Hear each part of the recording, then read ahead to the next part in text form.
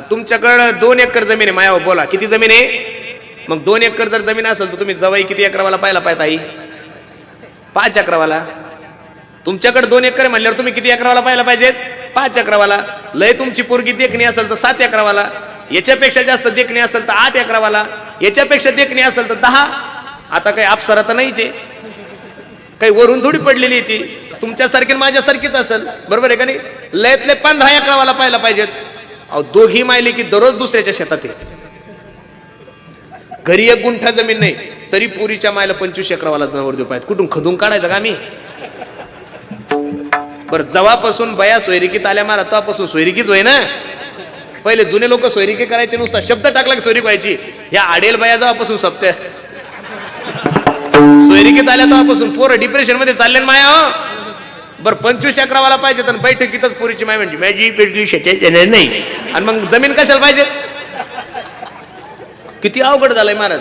पोरगी शेतात जाणार नाही आणि मग जमीन कशाला पाहिजे? माझी विनंती आहे इथं बसणाऱ्या सगळ्या मायांना सांगतो, मी सुद्धा एका मुलीचा बाप आहे.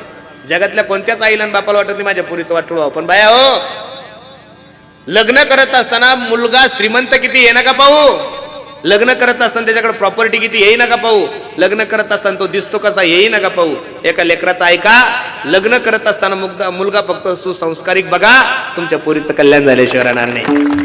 श्रीमंत बसाल 50 एकर जमीन आहे, सकाळी चहाच्या अगोदर देशी पितो, फायदा काय? म्हणून सर्वांना माझी विनंती आहे काहीतरी गोष्टीचं आपण पालन. अगदी थोडा वेळ तुमच्याने माझ्याकडे शिल्लक आहे. एक माणूस होता आणि मेंढ्या चालण्यासाठी शेतात गेला. उन्हाळ्याचे दिवस होते, खूप ऊन तपलेलं होतं, भूक लागली, काय करावं म्हणून 2-4 मेंढ्याचं दूध काढलं, गरम दूध केलं, त्यात थोडी साखर टाकली, दूध पिलं आणि एका आंब्याच्या झाडाखाली झोपला. असली गार झोप लागली माणसाला त्याला की रात्रीच्या 8 वाजता उठायचा वेळ नाहीये. उठून बघतो तर रात्र झाली, काय करू कसं करू काय करू कसं करू, जोऱ्या जोऱ्यात रडायला लागला, माझ्या मेंढ्या गेल्या माझ्या मेंढ्या गेल्या माझ्या मेंढ्या गेल्या. पण याने विचार केला रात्री जर मेंढ्या शोधार्थ निघालो तर मेंढ्या सापडणार नाही. ज्याची कानपूर लाईन बंद आहे त्याची कशी परिस्थिती होती याच्यासाठी उदाहरणे लक्ष देऊन ऐका. सकाळी 6 वाजता उठला आणि भेटेल त्याला विचारत होता, का हो दादा माझ्या मेंढ्या बघितल्या का? आता लोकांनी पाहिल्याच नाही त्याच्यामुळे लोक बोलत नव्हते. ओ दादा अहो माझ्या मेंढ्या पाहिल्या का? एक मनुष्य सकाळी सकाळी काय करत होता? ज्वारी राखत होता. काय राखत होता? ज्वारी. आणि पहिले ते पक्षी हाणण्यासाठी गोफण राहायचे. गोफण कळते ना तुम्हाला? अशी ती गोफण फिरवली की पक्षाला असा दगड मारला की पक्षी उठून जायचे. याने विचारलं, का हो दादा माझे मेंढ्या पाहिल्या का? ते बोललं नाही, पण त्याला दक्षिण दिशेला गोफण फिरवली. याला वाटलं नक्की मेंढ्या इकडे गेल्या काय करून. तिकडे गेल्या, मेंढ्या सापडल्या. एवढा आनंदात आहे, माझ्या मेंढ्या सापडल्या मेंढ्या सापडल्या. आणि धनगराची जात इमानदार असते बरं खूप. गेला सांगू लागला, ओ दादा माझ्या 250-300 मेंढ्या सापडून दिल्या तुम्ही. माझ्या मेंढ्यामध्ये सर्वात एक सुंदर मेंढी, तिची किंमत 50,000, मी तुम्हाला ती भेट देतोय. आता ज्या बिचाऱ्याला हा बोलत होता तो 70% बाहेर होता. किती टक्के बाहेर होता कृष्णा? किती? 70%. तो म्हणे, भाऊ मी सकाळी 6 वाजल्यापासून ज्वारी राखतो, मी काही तुझी मेंढी मोडली नाहीये. हा म्हणायचा भेट देतो, तो म्हणायची मोडली नाही. हा म्हणायचा भेट देतो, तो म्हणायचा मोडली नाही. एक सदग्रस्त घोड्यावर चालले, त्यांनी आवाज दिला धनगराने, ओ दादा इकडे या. तो घोड्यावाला सदग्रस्त आल्यानंतर धनगर सांगू लागला, माझ्या 250 मेंढ्या या देव माणसानं सापडून दिल्या हो, यांना एक सुंदर मेंढी बक्षीस देतोय. तो म्हणला, मी सकाळी 6 वाजल्यापासून ज्वारी राखतो, मी यांची मेंढी मोडली नाहीये. तो घोडावाला 90% बाहेर होता. तो म्हणला, हा घोडा माझ्या मालकीचा आहे, मी तुमच्या दोघांच्या बापाला देणार नाही. किती मोठा अवमेळ आहे महाराज, किती मोठं ते नाही. फक्त एकच कानपूर लाईन बंद झाली. एक जण म्हणायचं मेंढी बक्षीस देतो, तो म्हणायचा मोडला नाही. तिसरा म्हणा घोड्याच्या मालकीचा आहे, मी तुमच्या तिघाला देणार नाही. दोघांचा अवमेळ तिघांचा अवमेळ झाला. पण ते धनगर हुशार होतो. ते म्हणे, काळजी करू नका, चला आपण गावाच्या पाटलाकडे जाऊ. पहिले तंटामुक्ती अध्यक्ष नव्हते, गावचे पाटील असायचे, जुने म्हातारे असायचे. एवढा न्याय चांगला होता की गावात मर्डर जरी झाला तरी पोलीसची गाडी गावात येत नव्हती महाराज. एखाद्या मुलीने आत्महत्या जरी केली तरी गावाच्या बाहेर केस जात नव्हती. आता तास अवघड आहे, मर्डर व्हायच्या अगोदरच पोलीस गावात असतात. कठीण ताळा झालाय, उलट झालंय सगळं. आता ताना काय घेऊ, माझ्याकडे पहा. यांनी धनगरांनी सांगितलं, चला आपण गावाच्या पाटलाकडे जाऊ. पण गावाच्या पाटलानं अगोदरचे उद्योग करून ठेवला. त्याला 2 बायका होत्या. काहीतरी दोघीचे भांडणं झाल्यामुळे अशा बायका झोडपल्या माणसाला त्यानं आणि घराच्या बाहेर काढून दिलेल्या होत्या. आणि पाटील दारातच बसले होते. सरपंच म्हणायचे, पाटील बायका घरात घ्या. पाटील म्हणे घेणार नाही. उपसरपंच म्हणे, पाटील बायका घरात घ्या. म्हणे घेणार नाही. ग्रामसेवक म्हणे, बायको घरात घ्या. अजिबात घेणार नाही. तितक्या ते 3 जण गेले. आणि हे सांगू लागला, पाटील तुम्ही न्याय देवता आहे आमची. माझ्या 250 मेंढ्या या देव माणसानं सापडून दिल्या, यांना एक चांगली मेंढी बक्षीस देतोय. तो म्हणला, पाटील मी सकाळी 6 वाजल्यापासून ज्वारी राखतो, मी यांची मेंढी मोडली नाहीये. तिसरा म्हणला, पाटील तुम्हाला माहिती आहे आम्ही खानदानी श्रीमंत लोक आहे, आमच्या बाप दाद्यापासून आम्हाला घोडे ठेवायची सवय. यो घोडा माझ्या मालकीचा आहे, मी दोघांच्या बापाला देणार नाहीये. ज्या पाटला लेगारानं सांगत होते तो पाटील डायरेक्ट 142% बाहेर होता महाराज. तो डायरेक्ट म्हणला अख्खा लातूर जिल्हा जरी तुम्ही माझ्या घरी आणला तर मी माझ्या बायका घरात घेणार नाही. किती मोठा अवमेळ आहे महाराज. फक्त एक लाईन बंद झाली तुमची, कोणती? एक कानपूर लाईन बंद झाली तर एवढी फजिती आहे. अरे ज्या माणसांना पॅरेलाइज झालाय ना गड्यानो, ज्यांना बोलता येत नाही, चालता येत नाही, जेवता येत नाही, अशा 10 माणसापाशी जाऊन बसा आणि विचार करा, अरे याला चालता येत नाहीये, याला खाता येत नाही, याला बोलता येत नाही, मग देवानं मला एवढे चांगले हात दिले, एवढे चांगले पाय दिले, एवढं चांगलं तोंड दिलंय. माझी सर्वांना विनंती आहे, या गोष्टीच्या संधीचं सोनं करा. मी दररोज कीर्तनाच्या माध्यमातून सांगतो, अरे गाडी येण्यापूर्वी बस स्टॉपवर जात झाले गड्यानो, गाडी निघून गेल्यानंतर बस स्टॉपवर जाऊन काय फायदा आहे? जोपर्यंत शरीर चांगलं आहे तोपर्यंत परमार्थ करून घ्या. महाराज सांगतात ना किती गोड प्रमाणे, जव हे सकळ सिद्ध आहे, हात चालावया पाय, तव तुवा फुले सहित पाहे, तीर्थयात्रेचा चुकू नको.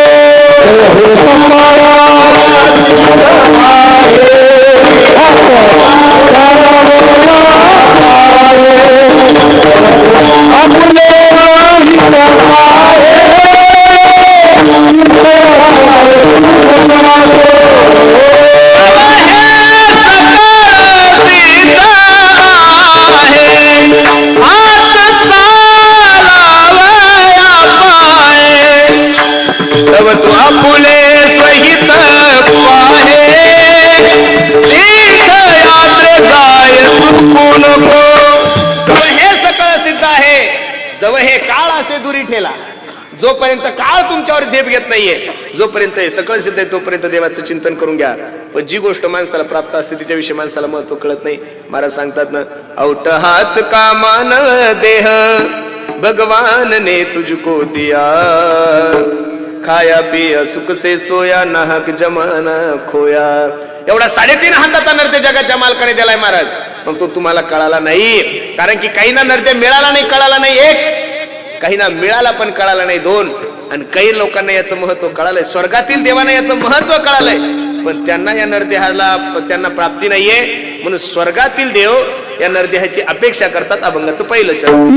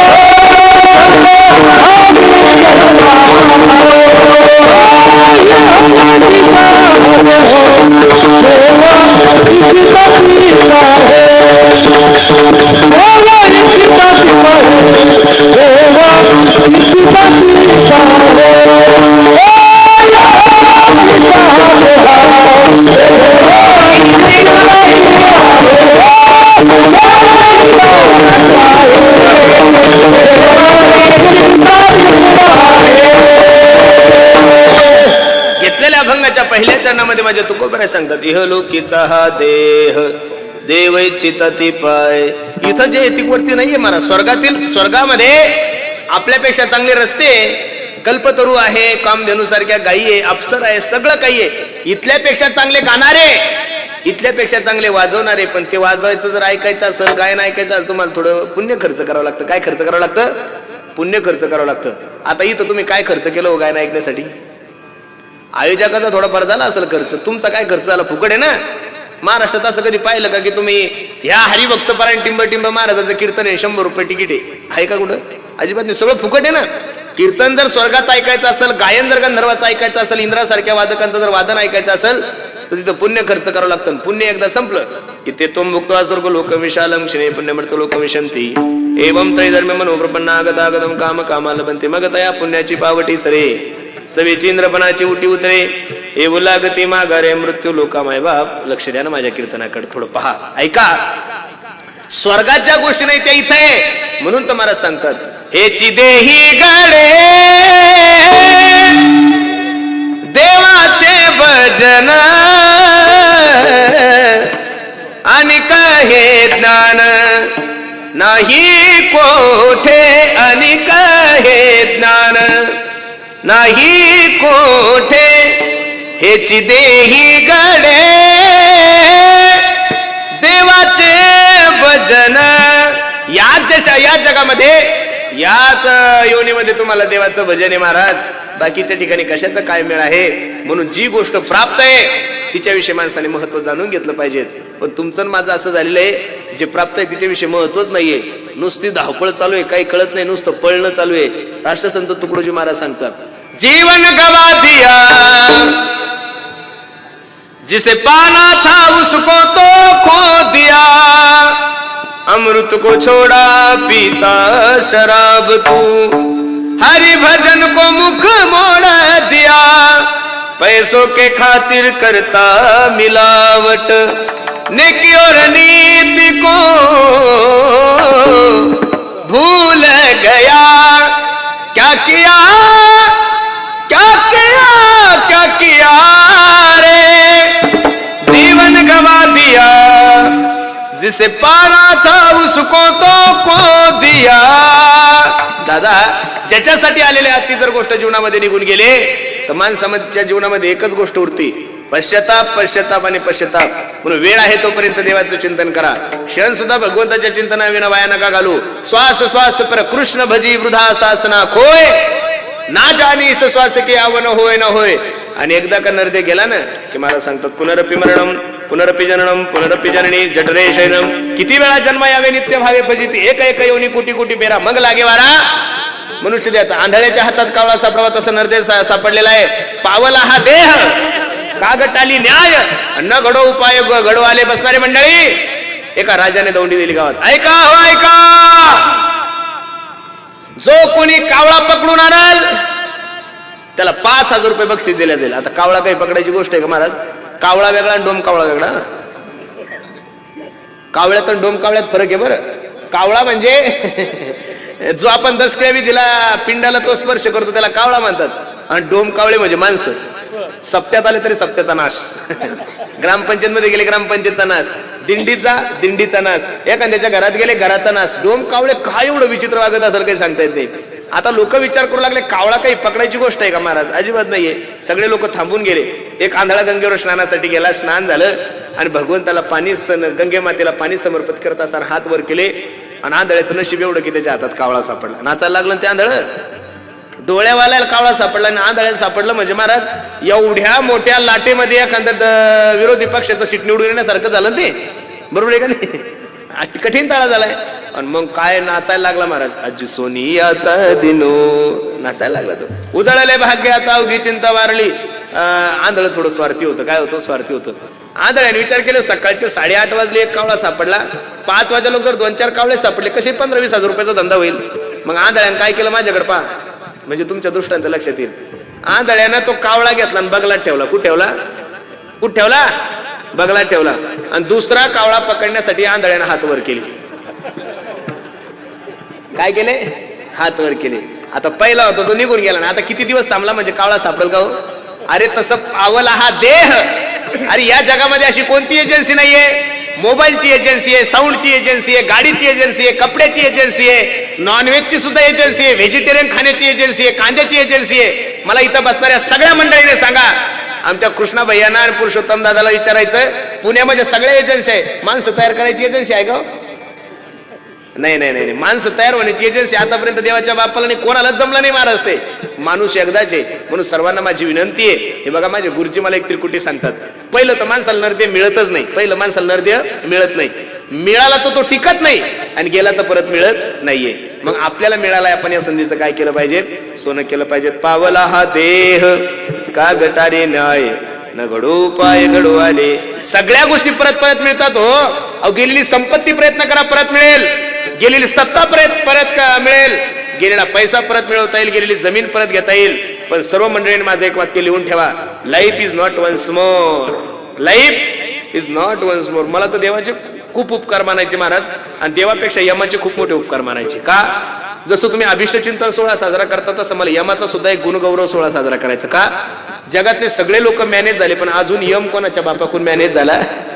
आणि यम ज्या दिवशी मॅनेज होईल ना, बसणारे मंडळी, ज्या दिवशी यम मॅनेज होईल त्या दिवशी मोठे मोठे बोके मारणारच नाही, आपल्यासारखे गरीबच मरतील महाराज.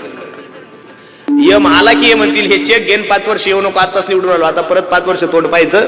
आपल्यासारखे गरीबच मेले असते. पण यमाचा विषय असा आहे, काळाची एवढी पडेल बाजेवा, काळाची एवढी पडेल बाजेवा,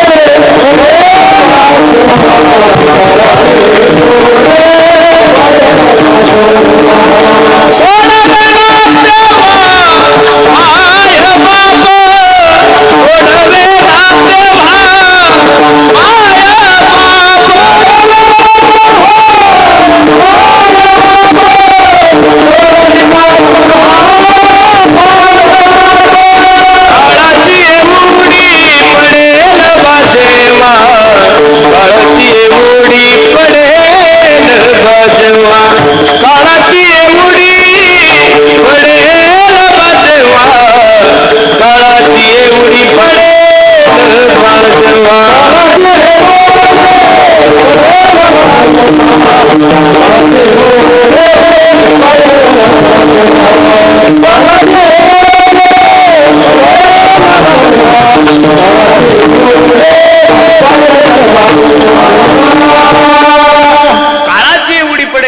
सोडविना तेव्हा मायबाप सोडविना, बंधू पाठीची बहीण सेजेची कामिनी दूर आहे.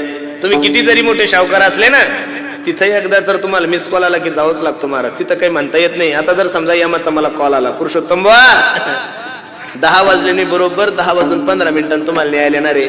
मी जर यमाला म्हणलो अजून नारळ घ्यायचं राहिलंय, अजून पाकिट घ्यायचं राहिलं, तुम्ही असं का करता यमराव? ते म्हणतील महाराज हे सगळं वरती घे, आता उलक. तिथं कोणाच चालत नाही. ए मन मुसाफिर तुझे जाना पडेगा, काया कुटी खाली करना पडेगा. उड़ जाएगा एक दिन पंछी, रहेगा पिंजरा खाली, पिंजरा खाली हो पिंजरा खाली. म्हणून इथं बसणाऱ्या सर्व मायबापाला माझी विनंती आहे, हे बघा पिंजरा खाली होण्याच्या अगोदर माणसानं सावध झालं पाहिजे. काय झालं पाहिजे? सावधान झालं पाहिजे. आलोय कुठून, करायचं काय, जायचं कुठे, नुसती धावपळ चालू आहे. सर्व सुखाची आशा जन्म गेला, क्षण एक मुक्ती यत्न नाही केला. हिंडता दिशा क्षीण फावला, माया वेष्टीला जीव माझा, माझे स्वहित नेनती कोणी. आम्हाला असं वाटलं होतं सर्व महाराज लोकांना, संप्रदायाच्या लोकांना, की करोना झाल्यानंतर लोक थोडे माळी घालतील, देवदेव करतील. उलट जास्त खादाडे झाले हो, जास्त पिणारे झाले. लोकांच्या मेमरीमध्ये शार्प बसलंय. आता कोणताही रोग कधीही येऊ शकतो. बघा ना तुम्ही, पाठीमाग आमच्या बुलढाणा जिल्ह्यात एक रोग आला होता, टोकलच पडू लागले हो लोकांचे. कधी काय होईल काही सांगता येत नाही. पूर्वी माणसाला मरण्यासाठी म्हातारा व्हावं लागत होतं, आता म्हातारा व्हायची गरज नाही तुम्हाला. आता कोणता रोग कधी येईल काही सांगता येत नाही. एखाद्या तज्ञ डॉक्टरकडे जा तुम्ही. तुमचा जर एखादा कॅन्सर तज्ञ डॉक्टर असेल ना मित्र, तर त्या डॉक्टर जवळ 10-5 मिनिटं बसा, त्याला विचार कॅन्सर कशाने होतो. तर कॅन्सरचे सगळ्यात मोठे जे पेशंट आहेत ते सगळे निर्व्यसनी महाराज.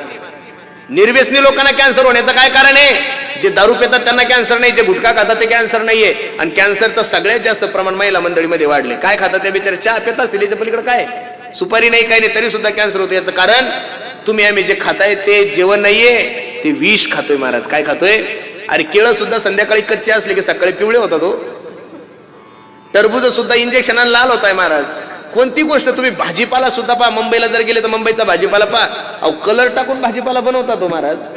अजिबात नाहीये. आता हे जुने लोक दिसतात, आता हे लाल पेटेवाले असे म्हातारे तुम्हाला पाहायला नाही भेटणार. आपली लाईफ 50 पर्यंत आहे, म्हणून अशा म्हाताऱ्यांचे फोटो मडून ठेवा. आता म्हातारे होणार नाही ना तुम्ही, कारण की मरण्यासाठी आता तुम्हाला म्हातार व्हायची गरज नाही. कोणत्या रोगांना? अरे 15-15, 16-16 वर्षाच्या लोकांना, पोरांना कुठं हृदयविकाराचे झटके येत असतात का महाराज? काय टेन्शन आहे 16 वर्षाच्या लेकराला? बाप कमवताय. तू शाळेत असताना 16 आणि 15 वर्षाच्या पोराला जर, अरे ज्यानं कधी हॉटेलच पाहिली नाही त्याला मूळव्याध आहे. 3-3 महिन्याच्या लेकराला कुठं मूळव्याध होत असतो का? त्यानं आईचं दूध सोडून दुसरं काहीच पिलेलं नाहीये. अशा माणसाला सुद्धा मूळव्याधाचं. म्हणून सर्व शेतकऱ्यांना माझी विनंती आहे, 5 एकर जमीन असेल, 10 एकर जमीन असेल, अरे किती दिवस धंद्यासाठी शेती करता, त्यात ते अर्धा एकर स्वतःच्या शरीरासाठी सुद्धा करा गड्यांनो. असा गहू पेरा, असा हरभरा पेरा की तिथं फवारण्या करू नका, सेंद्रिय खताना थोडंफार करून पहा, गाईचं शेण वापरून पहा. पण काय झालंय, लोकांना काही कळत नाहीये. लोक एवढे डेव्हलप होत होत होत होत चालले, पण माणसाची आयुष्य मर्यादा दिवसादिवस कमी होत चालली. आमच्या आश्रमावर आम्ही मेथीची भाजी लावली होती. काय लावली होती? मेथीची भाजी. मग आता माझ्या शेजारच्यानं सोबतच लावली. आम्ही 2 वाफे तयार केले. मी गाईचं शेण वगैरे आणलं, मेथीची भाजी लावली. आता त्यानंही लावली, मी लावली, पण त्याची 15 दिवसात हे मोठीच्या मोठी झाली आणि आपली एवढीच आहे. त्यानं 2दा विकली. त्याला म्हणलं का बे आमची मेथी कस काय एवढी छोटी? पाणी सेम आहे, वापस सेम आहे. तुम्हाला हळूच म्हणला म्हणे, महाराज तुम्ही काय करा, दुकानात जाऊन एखादी क्वार्टर घेऊन या म्हणे. क्वार्टर कळते तुम्हाला? एवढे काही अज्ञानी नाही तुम्ही, काही पाकिस्तानचे थोडे काही. क्वार्टर म्हणजे मराठवाड्यातले मला देशी कळत आलं तुम्हाला? हा, तुम्ही थोडी देशीची बॉटल घेऊन या, थोडं थोडं तीर्थ टाका म्हणे त्या मेथीवर. बघा कशी मेथी 15 दिवसात गबीच्या गबी होती. मी त्या दिवशी विचार केला, म्हणलं आपण तशी जरी नाही पिली,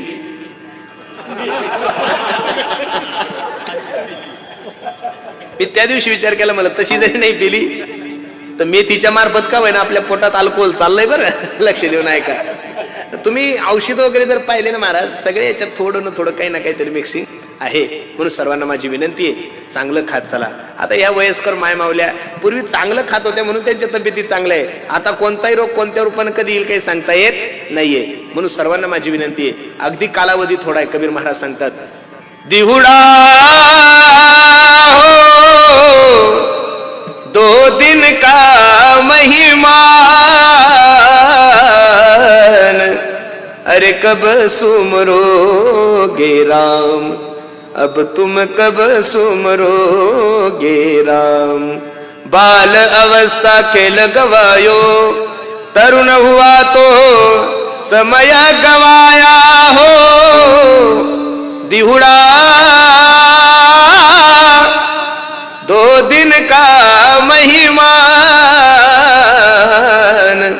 कब सुमरोगे राम, अब तुम कब सुमरोगे राम. कधी देवाचं चिंतन करणार आहे? अल्पायुष्य मानव देह शतगणिले ते अर्धरात्र खाय, मध्ये बालत्व पीडा रोग क्षय, काय भजनाशी उरले ते पाहेगा. बसणारे मंडळी, तरुण पोरांनो, तुम्ही तुमच्या जीवनाची वजाबाकी करा. 100 वर्षाचं आयुष्य आहे तुम्हाला. किती वर्षाचं आयुष्य आहे? 100 मधले 50 झोपीत गेले, खाली किती उरले? बोलत चला, किती उरले? 50 मध्ये 10 वर्ष बालपणात गेले, खाली किती उरले? 40 मध्ये 20 वर्ष शिक्षणात गेले गोविंद, खाली किती उरले?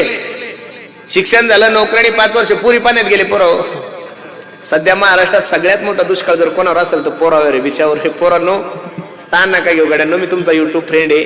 मी नारदाच्या गादीवर सांगतो.